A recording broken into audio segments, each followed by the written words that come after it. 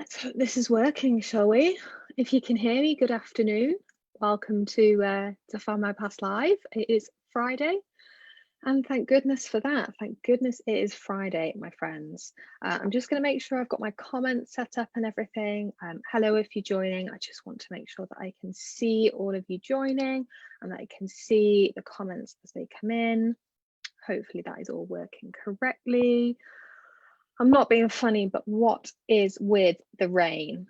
I'm not impressed with it, you guys, at all. I'd very much like for it to actually look like July and not yeah, I don't want any more of this rain, basically. Okay, so I'm getting there with my comments, just making sure I've got everything up and running. Fantastic. Lovely. I can see some of you coming in there and some of you watching. That's fabulous. Well, it's going to be 4th of July tomorrow, which is quite exciting. So what we're going to do today is we're going to have a little bit of a chat about the American Wars of Independence. We're going to have a look at the new records that have come in this week.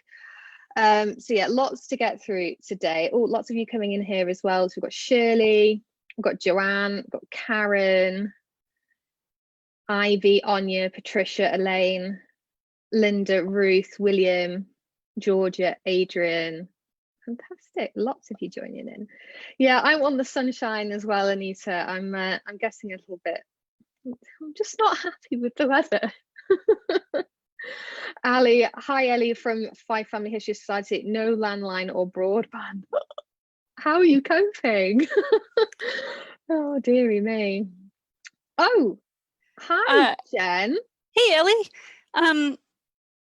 Isn't this the Hamilton live watch party, Findmypast watch party for Hamilton? I'm so excited. Let's watch Hamilton. No, this is Findmypast Live. We do it every Friday. Oh. Have you joined the wrong Zoom hangout? I might have the wrong link. I'm really sorry, Ellie. No, that's okay. That's okay. I'm really embarrassed, actually. No, you mentioned Hamilton. I did, yeah. Well, that's really interesting because I'm actually going to be talking about the American Revolution today. So why don't you just stick around? You are? I would love to. I love talking about the Revolutionary War. Like, yeah, okay. I mean, I've already watched Hamilton already this morning, so I guess I can wait to watch it again. Great.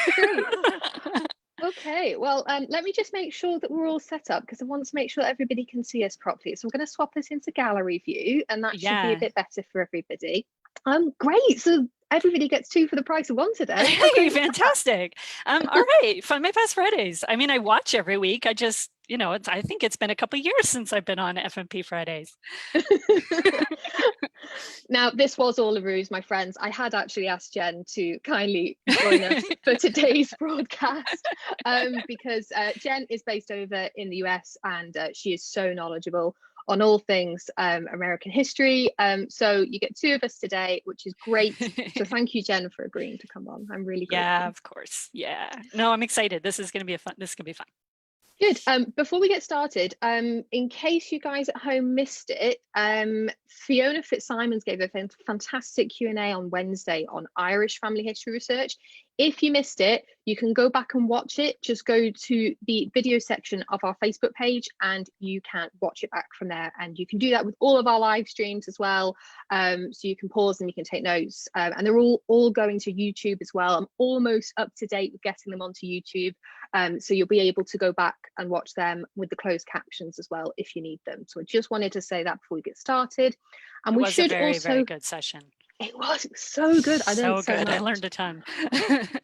We've also got Alex in the comments as well. So please say hi to Alex if you're around in the comments. So what we're going to do is today, we're going to have a look at what we've released this week. We're going to look at question of the week. And question of the week, in case you've missed it, is, was one of your ancestors connected to a great event like the American Wars of Independence? And what is their story? Because we would love to know, wouldn't we, Jen? Yes, absolutely. We'd love to know. Yeah. I'm so excited. Now, if this is your first time here, we host these every week, every Friday, and we have a chat about what's come to Findmypast this week. And it's just a place for you guys to kick back and relax, talk amongst yourselves. and just wind down at the end of the week, I suppose. I always enjoy getting to do this at the end of the week. We'll just say hi to some more people in the comments. Everybody's saying hi to Alex and saying hi to Jen as well. Lovely. Yeah, Okay. it's good to see everybody. Hillary, Sylvia, William. Yeah, it's great. Tess, you guys are going all out. Love it. Yeah, absolutely. I've been waiting for today for a long time. Oh, lots of people saying Jen is awesome as well. That's good. Patricia saying hi from Cyprus. I wish I was in Cyprus right now. Seriously, no kidding. So before we get started with records and the American War of Independence, I thought we could all play a little bit of a game. Now, I found something on the internet earlier this week. So in the interest of top quality historical content that you all want, I found these amusing statements about where certain phrases come from. Now, I'm not 100% sure of the accuracy of any of these, but what I thought would be fun is if we have a bit of a guess in the comments. And Jen, you can guess along as well as I read these out. So we'll just have a bit of fun with them. I'm not saying any of these are 100% true, so just comment with truth or myth in the comments if you want to play along. So I've just got a few of them. So the first one I've got is, most people got married in June because they took their yearly bath in May. However, since a month had gone by, they'd started to smell a little bit by the time June came around. So to hide the body odor, the bride would carry a bouquet of flowers, and that tradition has continued today. So do we think that is truth or myth? Jen, I think it's myth, because they were accustomed to body odor anyway in that period when they weren't bathing regularly. So I think it's myth. That's very, very, very good point. What another one we've got here is, baths in the past consisted of a big tub of hot water. The man of the house would wash the babies. No, sorry, I've misread that. The man of the house would wash first, and then all the sons, and then the women, and then the other children, and then the babies would go last. So by that point, the water might be quite dirty, and apparently you could lose a baby in the dirty water. So therefore, you get the saying, "Don't throw the baby out with the bathwater." Truth or myth?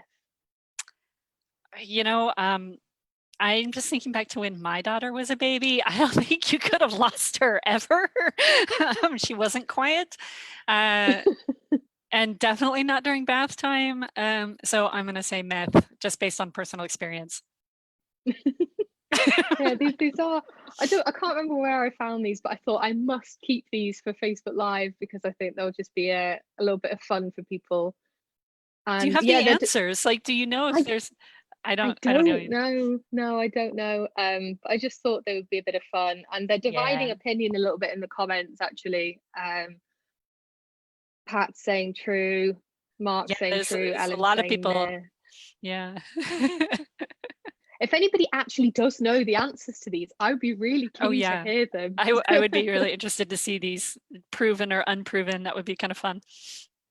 Right, I've got 3 more for you. So the next one is, houses once had thatched roofs, often with thick straw and no wood underneath. And it was the only place for small animals to keep warm and to keep dry. So the cats and the dogs of the household would live in the roof. But of course, they couldn't then keep dry when it rained. So then the animals would fall off the roof, hence the saying, "It's raining cats and dogs." Truth or myth? I'm going to go with truth on that one. I know, I mean, it seems reasonable that not many houses had a wood frame underneath the thatch roof. That sounds about right. But I don't think they fell off the roof. I think they fell out of the ceiling inside the house. Yeah. I mean, to be honest, like, we've got a similar saying in Welsh. I can't remember the exact version of it in Welsh, but it roughly translates to, "It's raining old women and sticks." And I think that several languages have this idiom. So I'm not sure whether it does come from that. So I'm going to go myth on that one, I think. Going myth. All right. Yeah. Cats and dogs, truth. Ruth says it's true. Ivy says true. Pat says myth. Adrian says myth. Yeah, again, dividing opinion. Yeah, really split on the comments. Right, well, do you know what? We'll just do one more, I think. Okay, so for most homes, the floor was just dirt. Only the wealthy had something other than dirt on the floor, hence the saying you were dirt poor. The wealthy might have had slate floors, which could be slippery when they got wet, so they were replaced by thresh, which was straw. So that was put over near the door so people wouldn't slip over. And as time wore on, that thresh was replaced by a piece of wood in the entranceway to the house. Hence the saying, or the word, a threshold. Truth or myth? I guess I'm going to go with true, actually, on both of those. So we really, I mean, that's really two, right? It's dirt poor and then leads into threshold. So yeah, I mean, it seems reasonable. I don't know. It does seem reasonable, but again, I think it's one of these things that isn't actually true. This is the thing, I don't actually know the answers to any of these, Right. but I hope it's been a little bit of fun for you guys at home anyway, because I can see lots of you commenting. But I think what we'll do, Jen, I think we'll move on to the things people actually came here for now, which is the history, the family history. What do you think? Oh, is that why people come? Yeah, I mean, funny enough, sure. they don't just come to the quizzes. Really? Huh, weird. Lovely. Okay, so what we'll do is we'll have a quick look at what we've added this week. Thank you everybody for getting involved in the game there. I hope you found it a little bit of fun. So I'm going to interrupt, actually. Chris says the threshold was at the entrance to a barn where wheat was threshed. Which also makes a lot of sense, Chris. That does make sense. Okay. Thanks for telling us that. Yeah. And Andrew says false. It's to do with the threshing grain in a barn with the doors open. So there you go. So it is a myth, sort of, but all not right. Really. Anyway, new records time. We have added so much to Find My Past this week, and we add new records every single week. So even if, for example, you've maybe hit a bit of a brick wall in your research, you basically have a new chance every week to break down a brick wall, discover a new ancestor, add somebody new to your family tree, and find a new story. So it's always important to check back and see what we've added. And this week is no exception. So firstly, what we've added is over 16 million new United States marriage records. And these cover Massachusetts, Indiana, and Oregon. And they come with original images as well, which is fantastic. I know, it's great. I love the original image. Now, I had a play around with these actually, Jen. So I went and had a look with my overthrow surname to see if I could find anything. And I found one that was already existing in this record set for Florida. So I found an Alfred Richard Overthrow. He was born in 1906. And what I learned from this record is that he was born in 1906.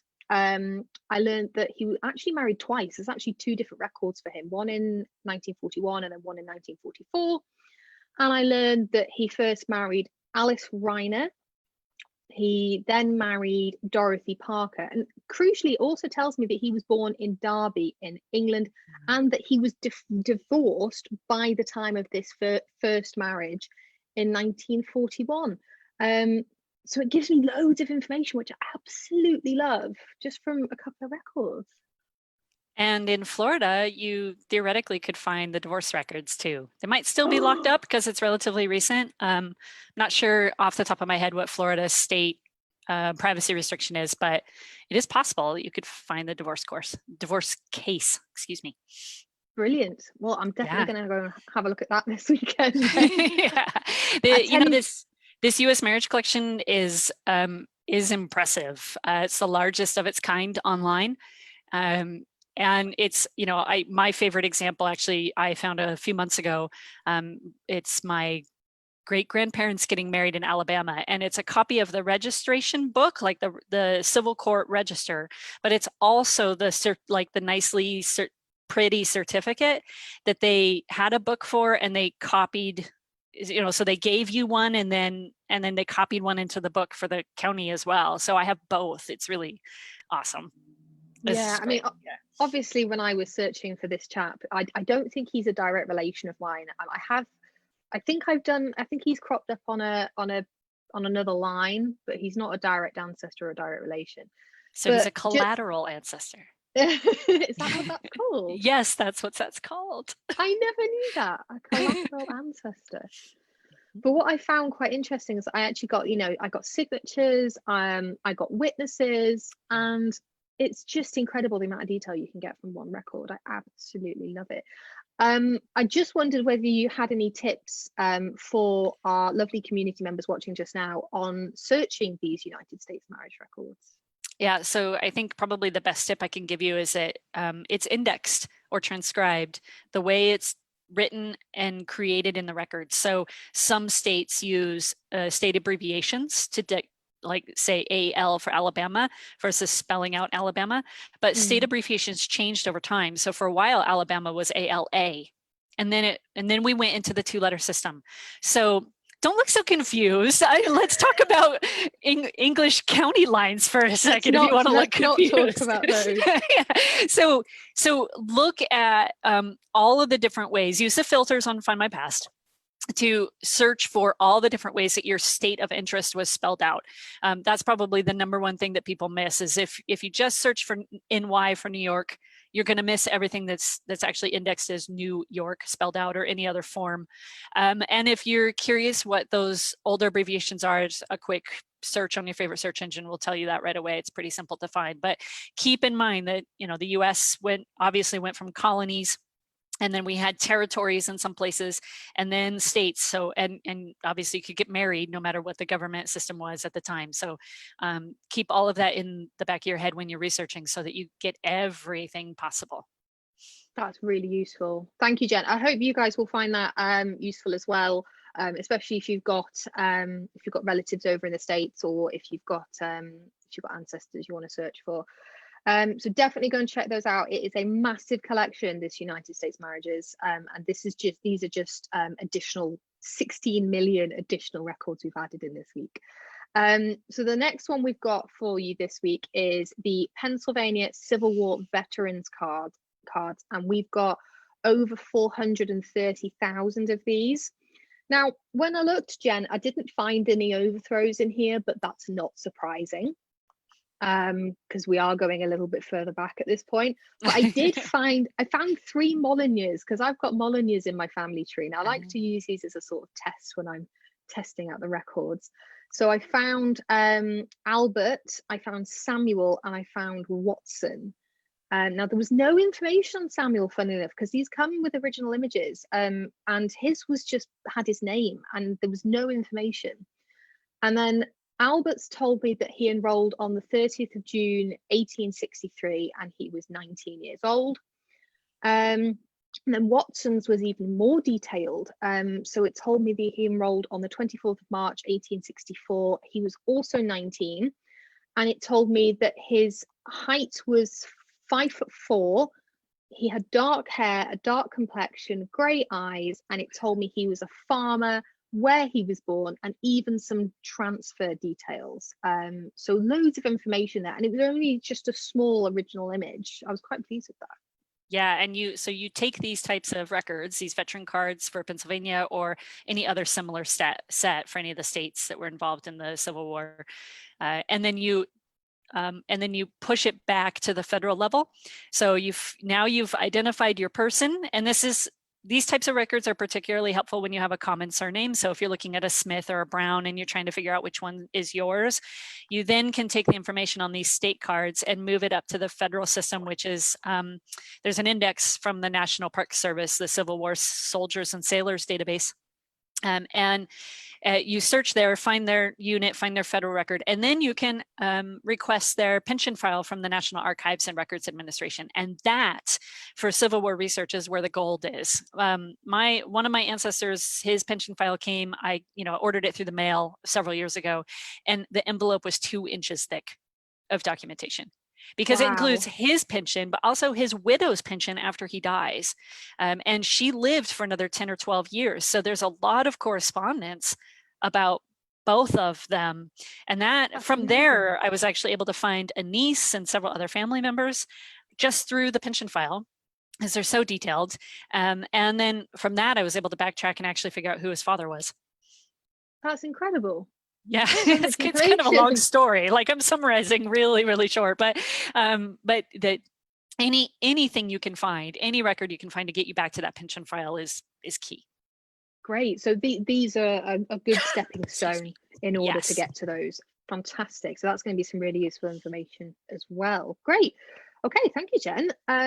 We'll move on to the next one that we've released this week. So we've released some New Jersey military records, and there's nearly 200,000 of these, and they cover a couple of different time periods. So there are things like Revolutionary War damage claims, there's Civil War service records, Civil War payment vouchers, World War I deaths, and I found 21 Molyneuxs in these records with loads of variations in spelling. Yeah, actually, I bet. I see it spelled so many different ways, which is just another argument for always turning on the name variants and using a wildcard. I swear I say this every time I come on live, but it's so important. Turn it on. So the kind of information I got from these records was regiment, company, and then I had a look at some of the payment vouchers. It gives me details of the payments, how much was paid and the date. And on those ones in particular, on the transcription, there's a description field, and that is particularly detailed. So do have a look at that. Jen, I don't know if you've got any tips for searching these records. Have you given them a go yet? Yeah, I did actually quickly look at them this morning, and of course I've been kind of playing around with them on the test version. But one of the things about this collection that's really unique is that it covers a whole range of history across one state. So we took all these different military records and lumped them into this New Jersey category. And that's important for a lot of reasons, but one of those reasons that we might not all think about right away is that New Jersey's really close to New York. And so if you have someone who tried to enlist early because they were too young in either the Revolutionary War or the Civil War, even World War I, if they got denied in New York, they could very, very easily cross over and enlist in New Jersey. So it's pretty common to find people moving back and forth across the state line there. Okay. So one of the other things that I looked at, I was looking for one of my ancestors who actually originated in New Jersey, I think, and I believe he was a captain during the Revolutionary War. So the Revolutionary War damage claims from New Jersey that are part of this new set, it is just an index, but they're very detailed indexes. So I found two possibilities that I need to research, but it tells me that he is filing for damage claims because the British forces damaged his property in November 1776 and September 1781. So already I know there's two events in question, and the damage then was more severe, and so he theoretically could get more back. And it tells me all sorts of things about where the property is located and what his role is, right? So he's the claimant, and it tells me the reference back in the New Jersey State Archives so that I can go and actually request the files and see what the original images look like. So they're cool records. Yeah, that's handy, and there's such a range of information you can get from these as well. Yeah. So that's good. I do have a question from Tess for you, Jen. She says, sorry, I missed it. Where would one apply for the full Civil War pension records? Would you mind repeating that? Yeah, it's the National Archives and Records Administration. Most people would just in the US refer to it as NARA, but the full name is National Archives and Records Administration. And on their website, there's a whole section for, like, just on the homepage, you can link directly into military records for genealogy research, and it guides you through the process. Good. That sounds straightforward. And their family history is. I don't think they're open right now. I'm not sure that there's some taking requests because of coronavirus, but you'll get all the updates on their website. Perfect. Thank you, Jen. Right, what have we got next? So we've got Rolls of the Soldiers in the Revolutionary War, and these are PDFs, so they're not indexed, and we've got just over 14,000, Jen, is that right? Yeah, that's right. So here you can learn things like your ancestors' rank, regiment, information about their service, and there are various different roles included in this record set. I don't know if you've had a chance to have a look at these ones yet at all. Oh, these are fabulous, actually, and these are kind of the starting point for Revolutionary War research from the American perspective, right? These aren't British soldiers or Canadian soldiers. These are what we refer to as patriots. So if you are just getting started in the Rev War and you're trying to figure out if your ancestor was even involved, or perhaps which side of that engagement he or she was on, this is the place that you start. So this is a big set. It's kind of one of those must-have research tools. Great. And then lastly, rounding off the records before we get to newspapers, we've got just under 60,000 new Yorkshire baptisms for the UK, 13 new parishes. These are unique to Findmypast. You won't find these anywhere else online. Now, I had a look in these, in the ones that were already existing, and I actually found, this was only just today I found this. I was really quite surprised. I found my great-grandfather's baptism record. So Charles Dobb was baptised on the 11th of May in 1873. It tells me his parents' names, where they were living, and also his father's occupation as well. Funnily enough, he was called Charles, and that's always how I've known him, is Charles Dobb, but he was recorded as Charlie when he was baptized, which I think is quite sweet. Yeah, wow.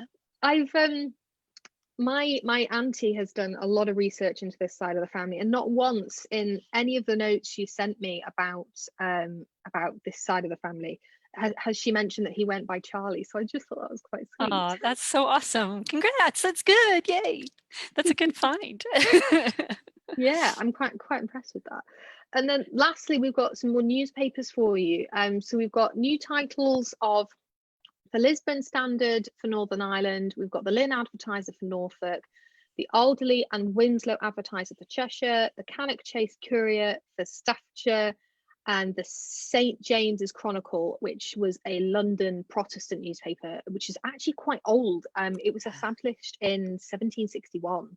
So that's quite an old newspaper. And that's an excellent paper for people researching the Revolutionary War, because they likely would have published. I haven't had a chance to play with it, but they would have certainly carried news from America and other parts of the world where Britain had colonies. So that's a really exciting title to be added to the collection. Yeah, it's good. Also, our colleagues at the British Newspaper Archive, our sister website, they actually found some poems published by John Keats in there, which was quite interesting. And then, so we've also got, in addition to the new newspapers, we've got additional pages into 5 existing newspapers, and 4 of those are actually Yorkshire titles, which is good. So you've got Yorkshire baptisms and you've got Yorkshire newspapers. Lots for you guys to explore this weekend. Yay! I think we should move on to question of the week. What do you think, Jen? Sure, that sounds good. Before I do that, though, I'm just going to have a look in the comments and see what you guys are all chatting about. Pat says that she is a fellow Welshie and she's in Cardiff. I love meeting more Welsh people, especially because I'm in Scotland and I don't meet many Welsh people at the moment. What else have we got here? Sorry, I've scrolled up too far back now because everybody's still commenting about the quiz that we did.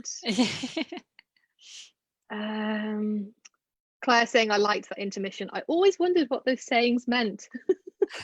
I've always wondered where some of these idioms come from as well. So yeah, Diane saying, sorry, I'm late. Don't worry. We had a little bit of fun with the quiz at the beginning, so that's fine. What else have we got here? Lots of people just chatting amongst each other, and Alex is helping people out as well, so it's good. Fantastic. Daphne has a question though, Jen. Was it common in the early 1900s for Canadians to go back and forth across the border to the USA for work? Absolutely, yeah. Early 1900s, most of the conflict between the US and the British Empire is resolved for the most part. And so, yeah, it was definitely very, very common. In fact, Findmypast has border crossing records. And I want to say they start in 1906, but don't quote me on that. I'd have to look it up. But yeah, you can, I have an ancestor who went back and forth multiple times, several times a year, actually. And he was a logger, so he was trying to sell timber on both sides of the border. And then he actually tried to naturalize in both countries at the same time as well, and they caught him. So yeah, it makes for good research. It does. It does, right? Lots of records. So yeah, absolutely very common for them to go back and forth. So check those border crossing records as a place to start. Great. I hope that helps you, Daphne. Rebecca's got a quick question as well. Are there any records for properties that were confiscated? During the Revolutionary War, you mean, Rebecca? I'm assuming.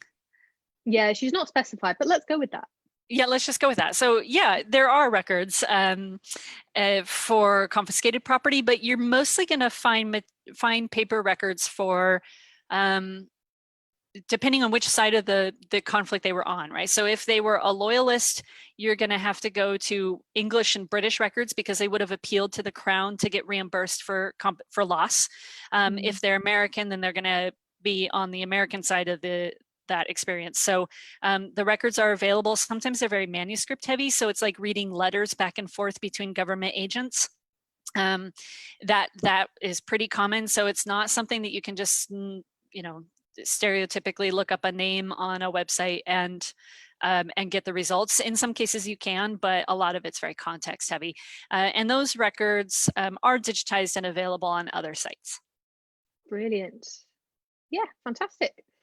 Wonderful. Well, let's actually do question of the week. Now, if you've not managed to add in your answer for this yet and you'd like to get it into the comments, please feel free to do so. So the question of the week, once again, is did you have an ancestor connected to a great event like the American Revolutionary War, for example? And we'd love to know their story. So just pop those into the comments if you've got any that you'd like to share. We did have a couple pre-submitted, so I thought, Jen, you and I could have a bit of a chat about those. What do you think? Sure, that sounds great. Great. So the first one we had was from Rosie, and she said, my ancestor, originally from Yorkshire, migrated to America and was a loyalist in New York State during the war. He was compensated with land in Remscheid, I think I might be pronouncing that wrong, renamed Wallace, Canada, following the war, where he died struck by lightning along with his daughter while sitting outside watching a storm. His granddaughter married my great-grandfather and came to England mid-1850s. That's a story. That's quite a story. The first thing that pops into my brain is I wonder if there's newspaper articles about that. Because yes. it kind of sounds like she's reciting it as family legend, which we do, right? And this is something that certainly would have survived the generations, right? The family would talk about this. But I would be inclined to see if I could find anything on top of that family story to tell that in more detail. It would be really interesting. But I also Absolutely. think it's a good time to talk about terminology. So she mentions that her ancestor was a loyalist in New York State. And I think if you're not, and forgive me if I'm wrong, but talking to my colleagues at F&P that are in Britain and Scotland, they don't really know that much about the American Revolution. So it's a good place to just kind of define what those terms mean, right? Because a lot of people don't know, right? So if you were a loyalist, it means that you were loyal to the British Crown and you wanted to stay as a colony. They were generally Tories at that time. So they started out as being known as Tories, and then the vocabulary changed over the war. I'm all tongue-tied this morning. Over the years leading up to the war, and they turned into loyalists. And then for those who wanted to become an independent nation, they were patriots. And actually, most patriots didn't really want to separate from England initially. That wasn't their goal when they started all of this. They were kind of just looking at it as they wanted fair representation in Parliament, and they wanted a seat at the table when they talked about taxes and that kind of thing. And so it really wasn't about separating as two countries initially. It was more just fair representation, right? So so loyalists and patriots, those are the two primary characters in the play of the Revolutionary War. That's good to know. Brilliant. I love talking to you, Jen, because I always learn something new.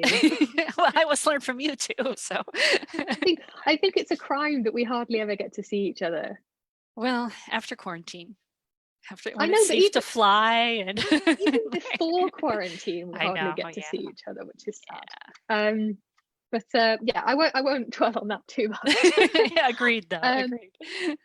Now, Rebecca says, I guess I would say that it's part of the reason I exist. I'm Canadian. My German loyalist ancestors came to Eastern Ontario, which had been settled by the French, whom I'm descended from. Yeah. So that's quite cool. Yeah. Lots of Germans in the Revolutionary War. And then William says, he submitted this earlier. Thank you, William. Just browsing the new collections, and it's possible a relative, fifth cousin, 5 times removed, went to America in the early 1800s, so just a few years after the War of Independence. I think more digging is needed, as otherwise all the American relatives migrated many years later. I visited Jamestown and Colonial Williamsburg in Virginia, as well as the old Sturbridge village in Massachusetts. Yeah, and keep in mind, William, that if they came in the early 1800s, they would have, and presumably stayed, they would have been here for the War of 1812, which was kind of the second revolution, right? So, and that again often gets overlooked even by American history books. There's not much known. It's kind of the forgotten war. So you might find evidence of their activities in the War of 1812, and we have some excellent record sets for that research. Yippee. Okay, so that's something for you to look at, William, this weekend. Yes, wonderful. Next one we've got is Helen, and she says, my 5 times great uncle George Handley moved from Sheffield, Yorkshire to Savannah, Georgia to join his uncle William Handley in 1775. Within a year, he'd joined the Continental Army as a captain and rose to the level of lieutenant colonel. After the war, he married Sarah Howe, the niece of General Elbert, and joined in on the local politics. He was part of the Georgia delegation to the first Congress and voted for George Washington as the first president of the United States of America. And he became the governor of Georgia in 1788, the year that Georgia ratified the US Constitution. And I actually had a look. George Handley has his own Wikipedia page. He does. I thought that was fantastic, Helen. Thank you so much for sharing that story. Yeah, it's a great story.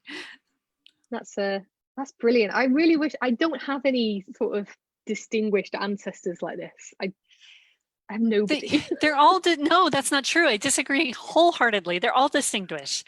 Like think about it. Like you know, like I compare a lot to my I have 2 ancestors who homesteaded in Nebraska after the Civil War in different counties, and you know, my maternal side, my paternal side, right? So the families didn't come together until my parents married. So generations back, but I think about, you know, if they hadn't ended up in Nebraska, if they hadn't homesteaded, if they hadn't had to adapt their farming methods because barbed wire was invented, like I may not be here today. Yeah, I know exactly what you mean, but I don't have anybody with a Wikipedia page. I don't have any, but I don't think I have anybody with the Wikipedia page either. I mean, we can make one. It is a wiki. I could just do it. Maybe it's just a vanity on my part, but I know exactly what you mean. All of our ancestors are, of course, distinguished and important. So important. Thank you so much, Helen, for submitting that one. I really enjoyed reading that. I'm just going to have a quick browse through the comments and see if there have been any submitted while we've been chatting. Let's have a look. I'm going to call out Miko because his joke is really poor. Go on then. I've not seen it. Go on. Yeah, he says, I'd love to add a joke here, but there aren't any knock knock ones that I can add because freedom rings. Happy 4th of July. I don't get it. Freedom rings. Not. Oh, okay. I do know. It's Friday. I blame the fact that it's the end of the week. Okay, so what have we got here? Okay, so Ellen says, on this date in 1778, my 5th times great grandfather, Captain Jeremiah Blanchard, commanded Pittston Fort in the Battle of Wyoming Valley. The battle went to the British. He surrendered the fort and saved his soldiers and the women and the children that sheltered there. Wow. That's cool, Ellen. I love stories. I love these stories. Yeah. I say this every time, but I know, right? I can't get enough of them. Yeah. And then Tess says, I found a lot of interesting documentation of my ancestors in the Civil War in Virginia. They were on the wrong side. and a few indications that ancestors further back were also in the Revolutionary War, some named in the war rolls, but so far hard to conclude they're the right people. Yeah, Tess, I totally get that. So I get that comment from a lot of different angles, actually, because I had ancestors in the Confederacy as well. And it's not something I'm proud of. They definitely wanted to maintain their role as enslavers, and that's pretty tough to talk about. But it is important that we talk about it. And it's important that we document it because it helps descendants of those who were enslaved to find their ancestors, which is important. In terms of your Revolutionary War ancestors, keep in mind that the population of the colonies at that point was relatively small. So if you have a decent clue in the war rolls, go ahead and chase it and pursue it, because they're just, compared to today's standards, there just wasn't that many people on the continent yet who were involved in the war, right? In terms of like European white people. So chase that link and see if you can make a connection, because it's likely that it's somehow connected. That's great. Hopefully that's useful for you. Let's see what else we've got here. Angela's saying she's got to go. Oh, that's a shame. Hopefully you can catch up later, Angela. Kelly says, my granddad was in Singapore and Burma during World War II. He took his box brownie camera with him, and we've got hundreds of pictures from his time there. That's amazing. So cool. There was a man called the Tiger of Malay who was the one to sign the surrender documents. There were thousands of our soldiers lining the stairs into the courthouse for the signing, and my granddad was there taking photos of the tiger entering and then signing the papers. That's so good. That's amazing. That's like your own little historical archive right there. That's incredible, Kelly. Yeah, I mean, my other half, his grandfather used to be a like a professional photographer as well. So I sort of see sort of similarities there, but just the fact that he was there for such a monumentous occasion, so to speak, like a real piece of history, and that he took absolutely the pictures himself. That, and I can so that's one more thing that we have in common. Actually, I didn't know my dad was a professional photographer.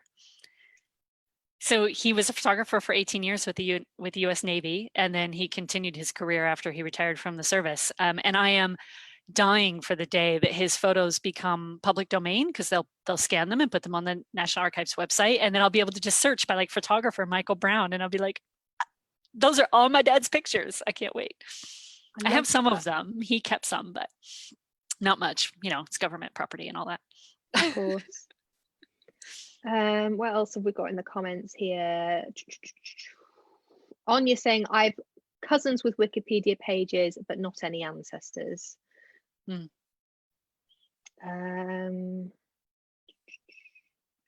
else have we got? Yeah, lovely. I think we're up to date there. So I think what we should do then is we should actually have a quick chat.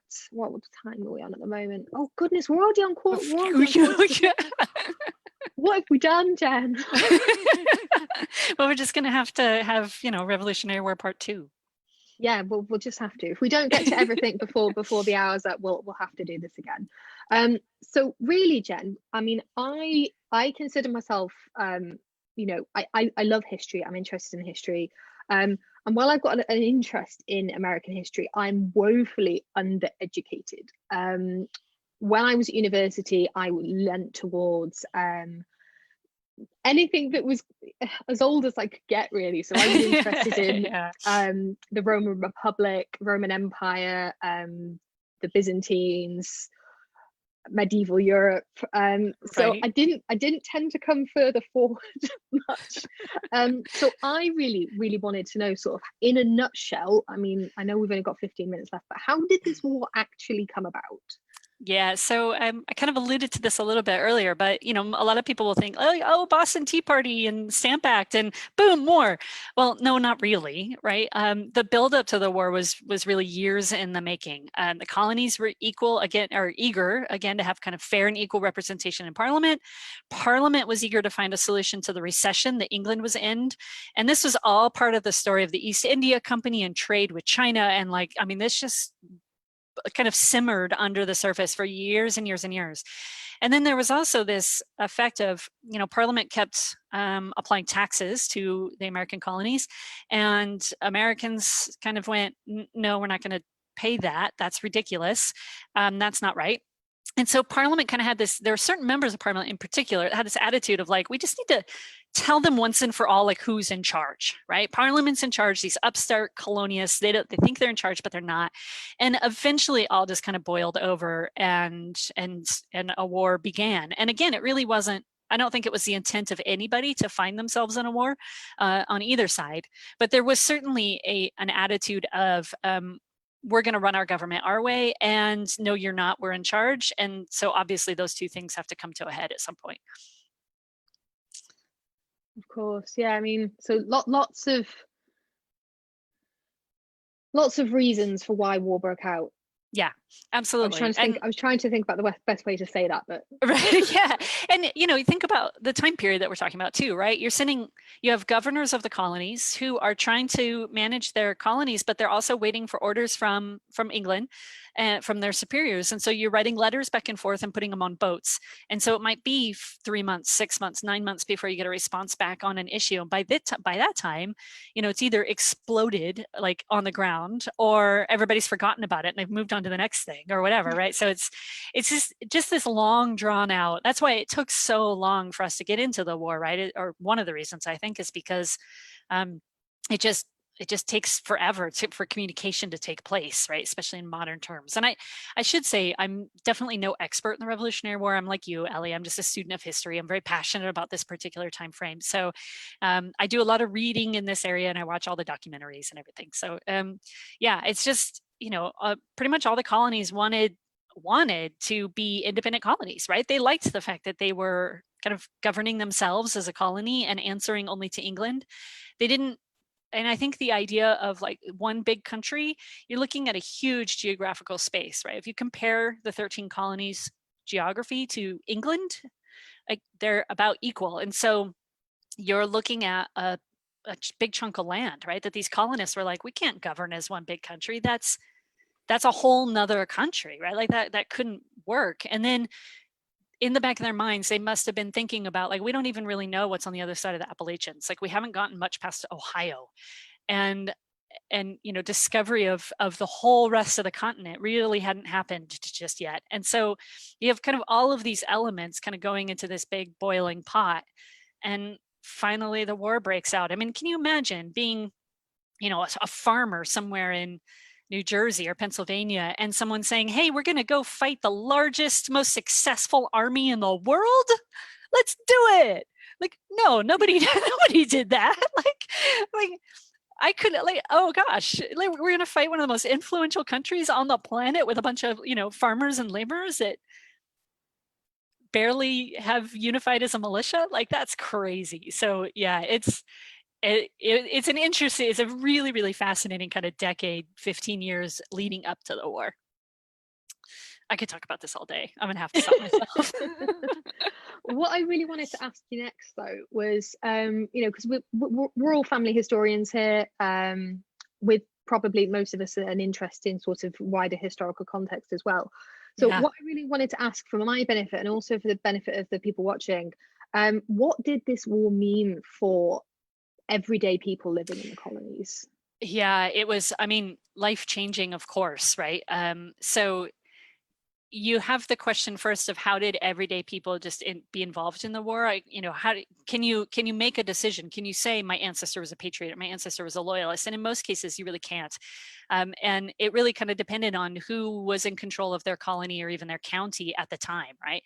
There's definitely a lot of known documentation of people just kind of flipping back and forth and working with whichever army happened to be in charge at the moment in their area. And then there's also a debate amongst academics that I find really fascinating about, was this also a religious war, right? Because the Church of England, of course, was heavily influential in the colonies, as it would have been. You have a lot of ministers kind of wandering around the countryside, right? And preaching a loyalist cause.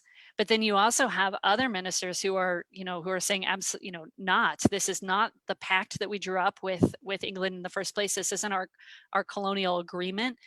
So was it a religious war, right? And there's arguments on both sides of that. So it's just a really fascinating aspect to think about.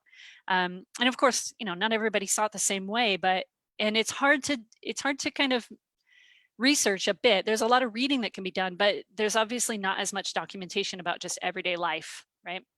And then of course you have this huge, massive community of enslaved Africans, right? Who are thinking a war is breaking out, great. We're going to get our freedom. So many of them were loyalists, right? And they fought with the British. And as a result, you see this huge diaspora after the war of people kind of escaping and landing in Canada or South America or back to England, or Barbados and the islands. So but you also have a variety of population groups kind of around the colonies that are thinking, well, maybe if we side with America, they'll give us freedom, right? So there's all these different angles of history to really consider in terms of the everyday guy. Yeah, absolutely. And I think a lot of us will have the everyday relative or the everyday ancestor involved in this. Yeah, I mean, my ancestor was a farmer, and all of a sudden he literally picked up a pitchfork and went and joined the local militia, and suddenly he's in the war, right? So how do you make that decision when you're standing in your field or whatever, and you see, I don't know, I'm just, you envision it kind of like a movie scene, right? Like you see a bunch of redcoats walk by and you go, yeah, I'm just finally going to make a decision. I'm going to take a stand, and here's my moment. That's an incredible thing to do. Of course. And I suppose that leads on to my next question is, you've touched on this a little bit, how can I find out if my ancestor was involved? What resources could I use? Yeah, so there's a ton of places to start.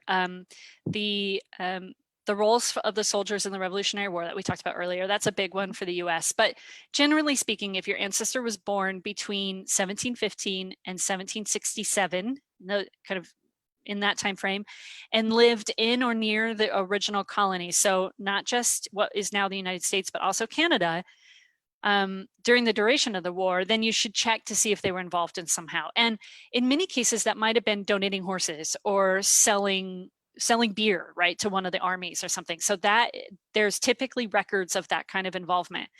The war lasted from 1776 to 1783, so it was quite lengthy.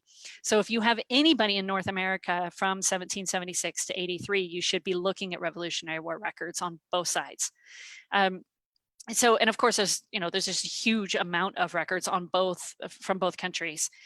So start on Findmypast in that roles of the soldiers of the Revolutionary War for patriots. And then the other collection you want to look at specifically for Americans would be the British Prisoner of War material, which is a British record set on Findmypast, but it does cover the time frame in question. Now, it has more records from the War of 1812, I'll admit, but there are some in there from the Revolutionary period. And of course, that's just the British Army holding, members of the American militia as a prisoner of war. If you're looking from the other angle, if you're looking for a British ancestor, a British Army vet, of course, you want to start with our British Army collection because it's just massive. They have, just covers the whole time period in question. But we also have the British Armed Forces Overseas materials, which is a subcategory of that data set. So check there as well, because again, it doesn't cover this period as in-depthly, but it does cover some of the, the decade or two after. And so there would be a lot of back and forth there. And then a couple other suggestions. So the Daughters of the American Revolution database is exceptional.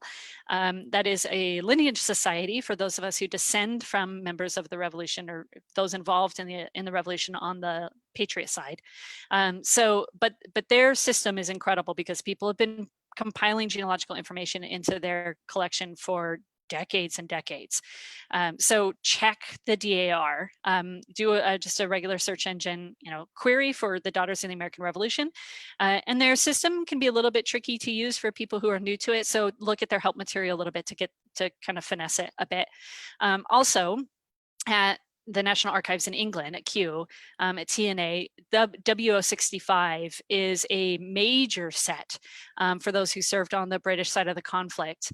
And it's, enlistment rolls essentially. And those are now currently available for free for downloads due to the pandemic. So, Okay, not so good. yeah, so take a look at W065. Now there is a million and a half different blog posts and articles and journals and record and all sorts of things that you can read. There was recently a collection pulled together from the New York Genealogical and Biographical Society that features some of their materials. It's a great starting point to learn about how to research in the Revolutionary War period records. And I can share all these links on the chat when I'm done. Oh, thank you, Jen. Now, I remember a while ago, a little birdie told me that you've got a connection with the Daughters of the American Revolution. I do, yes. My membership was approved just two years ago, I think. I'm looking, it's behind me. Nope, 2019, February 2019. So just over a year ago. Yeah. So my ancestor served from New York, actually. And his connection was actually never quite, or his service rather, was never quite believed by the American government. So he filed for a Revolutionary War pension. It was denied, which actually was great news for me because it meant more paperwork, because his son, after he died, applied again as a descendant, as a dependent, and saying the family never got the money they were due. So he applied again for a Revolutionary War pension on behalf of his father, who was already dead. Right. And that is the pension file that actually gives me the definitive connection to my line. So if it hadn't been for that original denial, I might still be looking for my lineage on that side. But that line is that is the family that takes me all the way back to 1635 in Massachusetts. So that was my first ancestor, was 1635, and that's that Revolutionary War story. And then his dad ended up telling me that. It's great. It's a great story. Like, his dad ends up in Canada. He was a loyalist, and his son was a patriot. Like, split the family apart, and it was this big issue. And yeah, it's good fun. It's great research. That's so good, Jen. Because I'd never heard the details of this. Somebody had just told me ages ago about the fact that you had a connection. It's just so nice to finally hear the story. Thanks. Now we are coming up to the hour, so I'm going to have to be very quick with my last question. Now, Jen, I've seen this musical that's around, and you mentioned it when you came on. It's called Hamilton. What is that all about? Oh my gosh, Hamilton. Ellie, I know you're teasing me, but for anybody who's not seen it or not listened to it, like, if you love history, and I mean, you should appreciate this show, right? So it's based off, if you don't know, right, it's based off the actual biography of Alexander Hamilton, who up until about 10 years ago when the musical came out was kind of our forgotten founding father. So the book is Alexander Hamilton by Rob Chernow. It's a true reflection of his life, and Lin-Manuel Miranda wrote the musical based off of and inspired by that book. And so the musical is actually fairly accurate, given that it's a Broadway show, right? And of course, they take some liberties for artistic means, of course, as anybody would, but the storyline itself is relatively true. So it's a great way to introduce people to history. I mean, my daughter is 11 and she can rap all of the lyrics to Hamilton. She loves it. We sing it in the car. I know. So as a result, she's excited, and it releases on Disney Plus today as a movie. So if you can't make it to Broadway, which nobody can right now, you can still see Hamilton and bask in all of its historical glory. But my daughter has been asking me all these questions about the time frame and about Hamilton's life and in the characters in the show. And so it's a great way to start a dialogue with somebody who maybe is not as keen on history as you are. So go watch it and listen to the music, and we'll rap together later. That's a promise. We'll rap together later. Not on Facebook though. Yeah, let's not. I think that probably brings us nicely to the end of our discussion. We are nearly 6 o'clock here in the UK. Yes. Now, everybody at home, the reason we had to push this to 5 o'clock today, because you'll see that this was at 5 and not at 4, is to make sure that Jen could join us. So thank you so much, Jen, for coming on and chatting with me for for an hour about history and about family history and about records. I'm very grateful. Always happy to do it. It's my favorite thing to talk about. Besides Mine my too. daughter. And besides pens, we had this discussion last time, everybody. Yes. My stationery collection. Well, yeah, that's a Findmypast thing for sure. There's several of us that are big stationery fans. Yeah, there are. Yeah. Anywho, everybody at home, thank you so much for joining. I hope you have a good weekend. Now, next week, we've got Findmypast expert Aoife O'Connor coming back on Wednesday. She's going to be giving a session on how to find out more about your ancestors' childhood. And then Alex is going to be back on Friday for Friday's Live. So make sure you tune in next week. As always, if you've got any stories you want to share, any feedback, please continue adding them to this video or hop over into the Findmypast forum and continue chatting with us in there. We love hearing your stories. We love sharing you in your discoveries. And we're really grateful for all of you for tuning in and listening to us chat about history for an hour. So thank you for that. So I think we'll just say bye to everybody. So bye Sue, bye Claire, bye Elaine. Yes, happy 4th of July for tomorrow. Yeah, absolutely. Yeah, yes. Happy Independence from Britain Day. I love working for a British company on the 4th of July. I think it's so fun. Yeah, so yeah, Alex saying don't encourage them for the rapping. Yeah, we're not doing rapping. Oh yeah, no. There's really not going to happen no rapping. Yeah. Lovely. Yeah, thank you so much, everybody. Take care, and we will catch you next time. Take care. Bye-bye.